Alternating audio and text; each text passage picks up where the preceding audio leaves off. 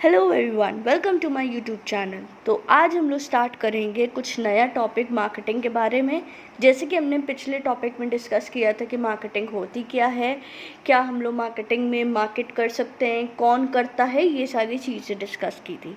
आज के लेसन में हम लोग डिस्कस करेंगे functions of marketing, marketing management क्या होता है और मार्केटिंग मैनेजमेंट फिलॉसफीज़ क्या क्या होती हैं। तो सबसे पहला टॉपिक हम लोग करते हैं फंक्शंस ऑफ मार्केटिंग।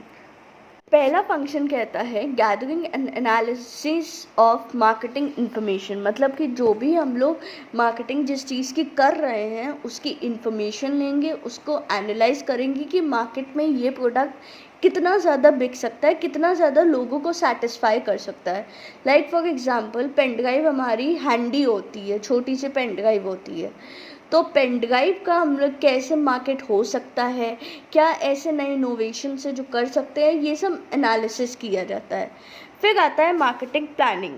इसमें हम लोग ऐसी प्लानिंग करते हैं कि हमारा जो प्रोडक्ट है वो और ज़्यादा बिके और ज़्यादा अच्छे से चले, मार्केटिंग ऑब्जेक्टिव सारे जो हम लोग ने लेके रखे हैं वो अचीव हो सके हमारे। मतलब कि जैसे एक एग्जांपल ले सकते हैं जो हमारी बुक में दिया हुआ है कि एक टीवी है, कलर टीवी, उसकी 10% मार्केट शेयर है, हम उसे 20% कैसे करें। तो ऐसी प्लानिंग करेंगे कि 10 से 20% पे जंप कर सकते हैं। एक एग्जाम्पल हम लोग के डेली यूज़ में होता है, हम लोग जैसे रनिंग करते हैं तो हम लोग रनिंग 50 मीटर करते हैं। अब 50 मीटर से 100 मीटर कैसे करनी है वो हम लोग प्लान करते हैं। ऐसे ही मार्केटिंग में भी होता है कि हम लोग प्लानिंग के हिसाब से सब करते हैं। फिर product designing and development. Product designing and development इसलिए इम्पॉर्टेंट फंक्शन होता है क्योंकि जब हम लोग कोई चीज़ मार्केट करते हैं, कोई प्रोडक्ट को मार्केट करते हैं, तो उसकी डिज़ाइन बहुत अट्रैक्टिव होनी चाहिए। वो कैसे प्रोडक्ट बना है, उसका कैसे डेवलपमेंट हुआ है कि ताकि लोगों की सेटिस्फैक्शन बढ़े, लोग उसे और ज़्यादा लें। जितनी अच्छी डिज़ाइन होगी उतना ज़्यादा प्रोडक्ट बिकेगा। जैसे कि एक एग्जांपल लेते हैं जो हमारी एनसीईआरटी में ही दिया है कि जैसे हम लोग बाइक या स्कूटी ले रहे हैं, तो बाइक या स्कूटी लेने से पहले हम लोग देखते हैं कि माइलेज क्या है उसका, कितनी कैपेसिटी है, सब कुछ देखते हैं, जितने भी फीचर्स हैं, लेकिन वो डिज़ाइन भी देखते हैं। फॉर एग्जांपल बुलेट लेते हैं तो उसकी डिज़ाइन अलग होती है, और अगर हम लोग अपाचे ले गए तो उसकी डिज़ाइन अलग होगी। फिर आता है स्टैंडर्डाइजेशन एंड ग्रेडिंग। इसमें बहुत माइन्यूट से डिफरेंस होता है। स्टैंडर्डाइजेशन मतलब कि वो प्रोडक्ट्स जिनकी क्वालिटी मेंटेन्ड है वो होता है स्टैंडर्डाइजेशन। ग्रेडिंग का मतलब क्या होता है, आप डिफरेंट ग्रुप्स में प्रोडक्ट को डिस्ट्रीब्यूट कर रहे हो उसकी साइज़, उसकी क्वांटिटी या उसकी क्वालिटी के हिसाब से। लाइक फॉर एग्जांपल चावल ले लो आप, राइस 3 प्रकार के होते हैं। तो पहले प्रकार का राइस ग्रुप ए में चला जाएगा ग्रेडिंग के, दूसरे वाला सेकंड में, तीसरे वाला थर्ड में। जैसे एग्जांपल आप पास्ता का ले लो, एक लार्ज साइज़ होता है पास्ता का, एक मीडियम साइज़ होता है, एक स्मॉल साइज़ होता है। तो लार्ज साइज़ वाले लार्ज साइज़ के लॉट में जाएंगे, मीडियम वाले मीडियम के लॉट में जाएंगे और स्मॉल वाले स्मॉल के लॉट में जाएंगे। फिर आता है packaging and labelling. Packaging and labelling मतलब कि पैकेजिंग क्या होता है, जब हमारा प्रोडक्ट मैन्युफैक्चर हो जाता है तो अल्टीमेट कंज्यूमर तक पहुंचने के लिए पैकेट्स होते हैं। ये इसके बारे में हम लोग डिटेल में बाद में पढ़ेंगे। इसमें पूरा होता है प्रोसेस की, एक फर्स्ट लेवल की होती है, सेकेंड लेवल की पैकेजिंग होती है, थर्ड लेवल की भी पैकेजिंग होती है। लेबलिंग क्या होता है, उस पैक पे जो भी आप प्रोडक्ट ले रहे हो उस पर लेबल कौन सा लगा है, वो होती है लेबलिंग। ये भी बहुत इंपॉर्टेंट होता है ताकि लोगों को दूर से ही पता चल जाता है। जैसे लेस के अगर कार्टन्स जा रहे हैं तो ऊपर लेस का लेबल लगा हुआ है तो आप दूर से ही पहचान लोगे, अरे ये तो लेस का पूरा कार्टन है। वो होता है लेबलिंग। फिर आता है ब्रांडिंग। ब्रांडिंग मतलब कि एक ब्रांड नेम देना, जैसे नाइकी, प्यूमा, ये सारे ब्रांड नेम्स हैं। तो ये सारे नाम देना जिससे हम लोग अपने जो कॉम्पिटिटर्स हैं उनके प्रोडक्ट से अपने प्रोडक्ट को डिफ्रेंशिएट कर सकते हैं, उसे कहते हैं हम लोग ब्रांडिंग। फिर आता है प्राइसिंग। प्राइसिंग बहुत इंपॉर्टेंट फीचर होता है, मतलब फंक्शन होता है, ये बहुत इंपॉर्टेंट फंक्शन होता है। क्योंकि जब लोग कोई चीज़ मार्केट कर रहे होते हैं तो सबसे पहली चीज़ हम लोग जो ध्यान रखते हैं वो है प्राइसिंग की। क्योंकि अगर प्राइस हम लोग का बहुत ज़्यादा होगा तो कुछ लोग हिचकिचाते हैं, तो हम लोग को बहुत सोच समझ के प्राइसिंग डिसाइड करनी पड़ती है। फिर फिज़िकल डिस्ट्रीब्यूशन आता है। फिज़िकल डिस्ट्रीब्यूशन में क्या होता है, चैनल्स होते हैं। अगर प्रोडक्ट बहुत ज़्यादा हाईली सेंसिटिव है, पेरिशेबल मतलब कि बहुत जल्दी ख़राब होने वाला है, तो हम लोग उसे बहुत कम एजेंट्स जो बीच में आते हैं, जो मिडिल मैन होते हैं, बहुत कम ऐसे मिडिल मैन होते हैं, उनका यूज़ करके हम लोग अपने कंज्यूमर तक पहुंचाते हैं। जैसे कि गोल्ड सीधा प्रोड्यूसर से डायरेक्ट कंज्यूमर तक जाता है, क्योंकि अगर हमने मिडिल मैन को इन्वॉल्व कर लिया तो चोरी का और उसका थोड़ा दिक्कतें आने लगती हैं। और अगर हम लोग जैसे नॉर्मल पेन ले लो, रजिस्टर्स ले लो, ये सारी चीज़ें ले लो, इसके लिए बहुत सारे आप मिडिलमैन ऐड कर सकते हो। इसके लिए भी काफ़ी सारी चीज़ें होती हैं जो हमें ध्यान में रखनी होती है जब फिज़िकल डिस्ट्रीब्यूशन आता है। इसको भी हम लोग बहुत डिटेल में बाद में पढ़ेंगे।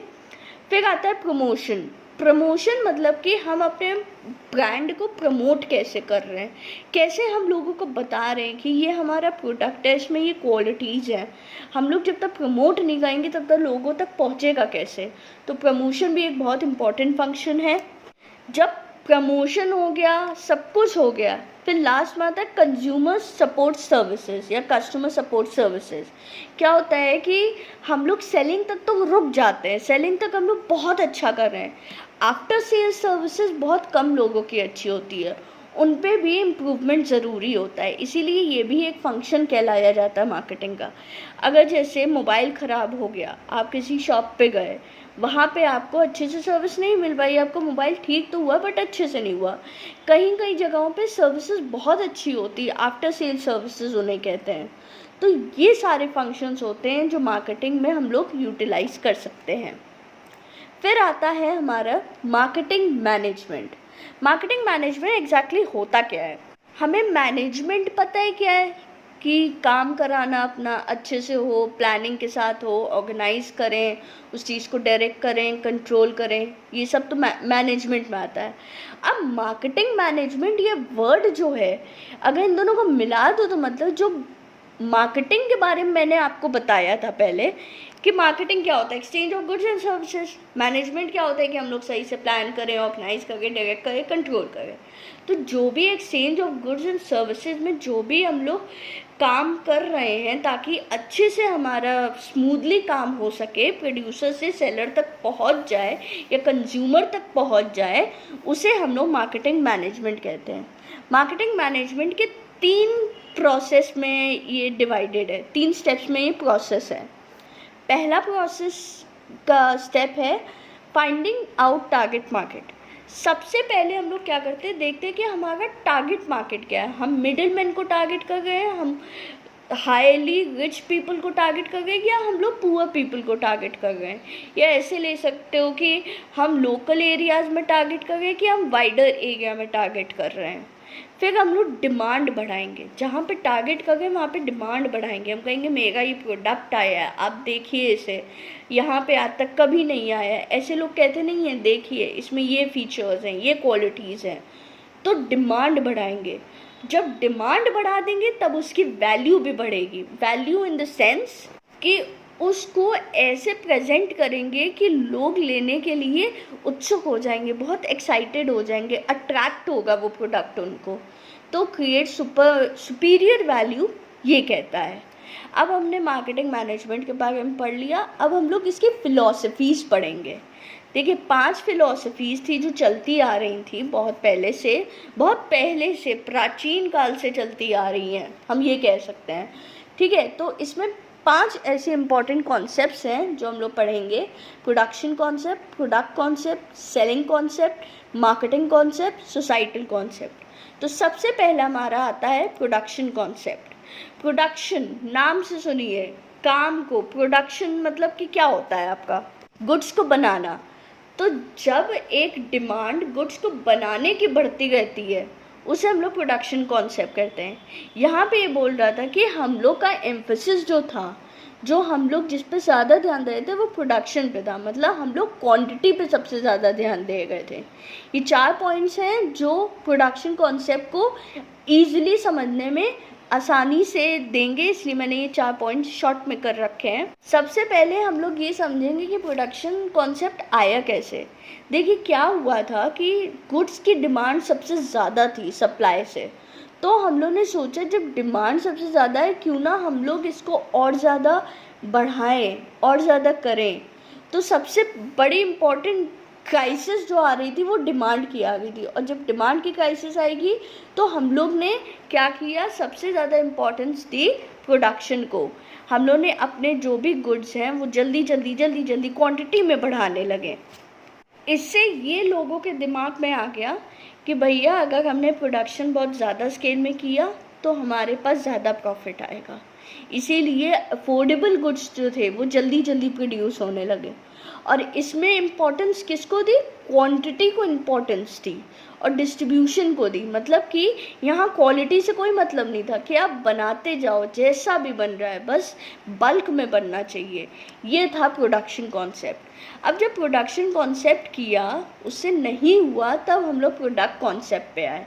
कंज्यूमर वो प्रोडक्ट लेने लगे जो क्वालिटी में अच्छे थे, फीचर्स में अच्छे थे। जैसे कि फॉर एग्जांपल हम लोग जब फ़ोन के बारे में डिस्कस करते हैं तो बहुत सारी चीज़ें हमारे दिमाग में आती हैं, बहुत सारी ब्रांड्स आती हैं लाइक सैमसंग, Xiaomi, माइक्रोमैक्स और आईफोन। इन सब से हम लोग कंपेयर करते हैं, रेडमी, ओप्पो, वीवो, बहुत सारी ऐसे प्रोडक्ट्स हैं। तो सबसे ज़्यादा हम लोग किस पे एम्फेसिस देते हैं, जहाँ पे प्रोडक्ट की क्वालिटी अच्छी हो, कि वो हम लोग को लॉन्ग टर्म इफ़ेक्ट दे सके, लॉन्ग टर्म के लिए बेनिफिशियल हो, परफॉर्मेंस उसकी अच्छी हो, उसके फीचर्स अच्छे हो। तब हम लोग ने क्या किया, हम लोग प्रोडक्शन से प्रोडक्ट कॉन्सेप्ट में ट्रांसफ़र किए। पहले हम लोग लार्ज क्वांटिटीज़ में गए थे, अब हम लोग क्वालिटी देने लगे। भले हम लोग 100 की जगह 50 बना रहे हैं, लेकिन वो जो 50 बना रहे हैं उसकी क्वालिटी बहुत अच्छी है। इम्पॉर्टेंस सबसे ज़्यादा इसमें क्या था, मेन फोकस इस पे था कि प्रॉफिट मैक्सिमाइजेशन हुआ। पिछले में प्रोडक्शन में क्या था, हमारा प्रोडक्ट जो है उसकी मैक्सिमाइजेशन हो, मतलब क्वांटिटी में मैक्सिमाइज हो। इसमें मेयर था कि हमारा प्राइमा फिसाए हमारा प्रॉफिट जो होता है वो मैक्सिमाइज हो। फिर आते हैं हम लोग सेलिंग कॉन्सेप्ट पे। सेलिंग कॉन्सेप्ट बेसिकली क्या था, हमने प्रोडक्शन की, हमने प्रोडक्ट किया, लेकिन वो तो एक स्टिल पोजीशन थी। मतलब उसमें हम लोग बहुत ज़्यादा ग्रोथ या बहुत ज़्यादा टाइम के लिए सर्वाइव नहीं कर सकते थे, कि हमने क्वांटिटी भी दी, क्वालिटी भी दी, लेकिन हम लोग सर्वाइव नहीं कर पाए थे। तो हम अपना प्रोडक्ट बेचेंगे कैसे। आपने देखा होगा बहुत सारे ऑफर्स ऑनलाइन आते हैं। ऑनलाइन क्या, आप ऑफलाइन में भी अगर कहीं शॉप पे जाओगे तो आप देखोगे एक शैम्पू के साथ एक कंडीशनर फ्री मिल जाएगा, या कुछ भी कोई 50% ऑफ मिलेगा। अगर आपका सीज़न ऑफ हो जाएगा तो सीज़न ऑफ की सेल लग जाएगी। तो सेलिंग कॉन्सेप्ट यही कहता है कि हम लोग अपना सामान बेचेंगे कैसे। बेचने के लिए हम लोग को प्रमोशनल टेक्निक्स यूज़ करनी पड़ेंगी। प्रमोशनल टेक्निक्स जब हम लोग यूज़ करेंगे तो लोग और अट्रैक्ट होंगे। इसे हम लोग अग्रेसिव सेलिंग भी कहते हैं, क्योंकि हम लोग बहुत सारी टेक्निक्स यूज़ कर करके लोगों को अट्रैक्ट कर रहे हैं। तो ये सेंटर फोकस बन गया सेलिंग कॉन्सेप्ट में कि नहीं भैया, हम लोग सेलिंग प्रमोशनल टेक्निक्स यूज़ करेंगे, उसी से हमारा प्रोडक्ट बन सकता है, हम लोग ऐसे कर नहीं सकते कोई काम। तो सेलिंग कॉन्सेप्ट क्लियर हो गया। फिर आते हैं हम लोग मार्केटिंग कॉन्सेप्ट में। मार्केटिंग कॉन्सेप्ट वही चीज़ वापस लेकर आ जाता है हम लोग को कि मार्केटिंग का क्या कॉन्सेप्ट है। जो मार्केटिंग हम लोगों ने बेसिक्स बताए थे बिल्कुल वैसे ही है। लाइक सेटिस्फैक्शन कंज्यूमर का बहुत ज़रूरी था। अब इसमें समझिए मार्केटिंग कॉन्सेप्ट आया कैसे। जब हमने प्रोडक्शन कॉन्सेप्ट किया, प्रोडक्शन में हमने क्वांटिटी देखी, फिर हमने क्वालिटी देखी। जब क्वांटिटी और क्वालिटी देख ली, फिर हम लोगों ने प्रमोशनल टेक्निक्स यूज़ की। फिर भी हमें लगा कि अगर जब तक हमारा कंज्यूमर सेटिस्फाई नहीं होगा, हमारा कोई काम नहीं सही से हो सकता। इसलिए हमने सबसे बड़ी चीज़ जो थी वो मार्केटिंग कॉन्सेप्ट को लेकर आए। मार्केटिंग कॉन्सेप्ट से सेटिस्फैक्शन हुआ कस्टमर्स को, मतलब कि जो आप प्रोडक्ट यूज़ कर रहे हो उससे आपको बहुत सुकून मिल रहा है, बहुत अच्छा लग रहा है। तो वो सबसे बड़ी एक नीड थी जो कंज्यूमर की हम लोग फुलफ़िल कर रहे थे, एक ऐसा प्रोडक्ट देके जो उनको सेटिस्फाई करता था। अगर हमारा कस्टमर सेटिस्फाई है तो तो बट ऑब्वियस है हमारा बिजनेस बढ़ेगा। लाइक फॉर एग्जांपल अगर हम कोई प्रोडक्ट लेने जाते हैं कोई भी शॉप पे और हमें वो प्रोडक्ट बहुत अच्छा लगता है, तो हम लोग क्या करते हैं, हम लोग अपने फैमिली मेम्बर्स को बताते हैं कि मैंने ये प्रोडक्ट यूज़ किया, आप भी ट्राई करो, आपको भी अच्छा लगेगा। आप सेटिस्फाई हुए, आपने लोगों को बताया, लोग गए, लोग सेटिस्फाई हुए, इससे क्या हुआ, उनका बिजनेस बढ़ा। क्योंकि एक पर्सन सेटिस्फाई होगा उससे उनको और ज़्यादा अच्छा इम्पैक्ट मिलेगा, कस्टमर का और ज़्यादा फीडबैक अच्छा मिलेगा, इसलिए उनके लिए प्राइमा फेसाई इसमें था satisfaction of customers based on some features. हम लोग कुछ फीचर्स के बेसिस पे हम लोग ये डिसाइड करते थे कि क्या ऐसी चीज़ है जो हमारे कस्टमर को सेटिस्फाई कर सकती है। फिर ये जब हो गया, फिर हम लोग ने सोसाइटल मार्केटिंग कॉन्सेप्ट लिया। हम लोग ने सब कुछ कर लिया अपने लिए, सब अपने लिए ही किया। हम लोग ने देखा कि क्वांटिटी भी बढ़ गई है तो प्रॉफिट बढ़ रहा है कि नहीं, क्वालिटी बढ़ा रहे हैं तो प्रॉफिट बढ़ रहा है कि नहीं, प्रमोशन टेक्निक्स यूज़ कर रहे हैं तो बढ़ रहा है कि नहीं। हम लोग ने मार्केटिंग टेक्निक्स भी यूज़ की जो अभी हम लोग पढ़ रहे तो वो भी करके देख लिया, उसमें कंज्यूमर सेटिस्फाई हुए कि नहीं। अब सोसाइटल मार्केटिंग कॉन्सेप्ट कहता है कि हम लोग ने ये सब किया, लेकिन हम लोग ने ये तो ध्यान दिया ही नहीं कि हमारी जो सोसाइटी है जिनके हम रिसोर्सेज यूज़ कर रहे हैं, हम लोग उनकी तरफ भी तो कोई रिस्पॉन्सिबिलिटी होती है, हम लोग की, हम लोग उनकी तरफ भी रिस्पॉन्सिबल हैं। तो अगर सोसाइटी को कोई चीज़ हार्म करती है तो वो एक्सेप्टेबल नहीं होता है, उसे बैन लगा दिया जाता है या लोग खरीदते नहीं हैं। बिजनेस जो होता है उनको ये कंसिडर करना पड़ता है, एक्चुअली बहुत ज़्यादा इम्पॉर्टेंट होता है, ये एक तरह की ऑब्लिगेशन होती है जो उन्हें फुलफ़िल करनी होती है। क्यों, मैं बताती हूँ। वाटर, इलेक्ट्रिसिटी और बाकी सारे जितने भी नेचुरल रिसोर्सेज, जो भी रिसोर्स हो गया, हम लोग अगर कोई प्रोडक्ट बना भी रहे हैं, जैसे कि हम लोग कोई एग्रीकल्चरल प्रोडक्ट बना रहे हैं, शुगर केन से शुगर बना रहे हैं, तो शुगर केन भी तो एक नेचुरल रिसोर्स है। शुगर केन से शुगर जब बना रहे हैं तो कितना ज़्यादा प्रॉब्लमेटिक हो रहा है, कितनी ज़्यादा फैक्ट्री की वजह से आसपास की जो सोसाइटी है वो दिक्कत में आ रही है। जैसे कि अगर हम लोग कोई पानी का यूज़ बहुत ज़्यादा कर रहे हैं किसी अपनी चीज़ को बनाने के लिए, और जिस जगह हम लोग बना रहे हैं वहाँ पे बाकी सारे आसपास के जितने भी विलेजेस हैं, जितने भी शहर हैं, उनको पानी की कमी हो रही है, तो बट ऑब्वियसली बिज़नेस को वहीं रोक देना चाहिए अपना। क्योंकि सबसे ज़्यादा इम्पॉर्टेंट वैल्यूएबल चीज़ होती है कि हम लोग सोशल, जो सोसाइटल होता है, सोशल हम लोग की ऑब्लिगेशन जो होती है, social obligations need to be fulfilled while considering your business. क्योंकि मान लो एक कॉन्ट्रडिक्टरी स्टेटमेंट भी आ सकती है कि हम तो सोसाइटी के लिए कर रहे हैं, ये जो हम लोग पानी का यूज़ कर रहे हैं, इलेक्ट्रिसिटी का यूज़ कर रहे हैं, एग्रीकल्चर का यूज़ कर रहे हैं, अल्टीमेटली ये सोसाइटी के पास जा रहा है। तो ये कॉन्ट्रडिक्टरी स्टेटमेंट आ जाती है कि हम तो कर तो उन्हीं के लिए गए, लेकिन उनके लिए करने के लिए, इकोनॉमी बढ़ाने के लिए आप उन्हीं की चीज़ें वेस्ट करके उन्हीं की प्रॉब्लम्स और बढ़ा के कर रहे हो, तो वो एथिकली तो गलत है ना। आप अपने हिसाब से सोचो, ये एथिकली सही होगा कि आप गलत करके सही के लिए गलत कर रहे हो। वही चीज़ इसमें सोसाइटल मार्केटिंग कॉन्सेप्ट में क्लियर की गई है कि हमें अपना सोशल, इकोलॉजिकल और एथिकल एस्पेक्ट जो होता है मार्केटिंग का, उसे ध्यान में रखते हुए अपना बिजनेस चलाना चाहिए। यहाँ पे मेरा लेसन ख़त्म होता है। Thank you very much. Next class में हम और ज़्यादा चीज़ें डिस्कस करेंगे। अगर आपको मेरी वीडियो पसंद आई हो तो please like, share and subscribe. Also कोई क्वेरी हो, कोई डाउट हो तो please you are free to ask. I am always there to help you. Thank you very much.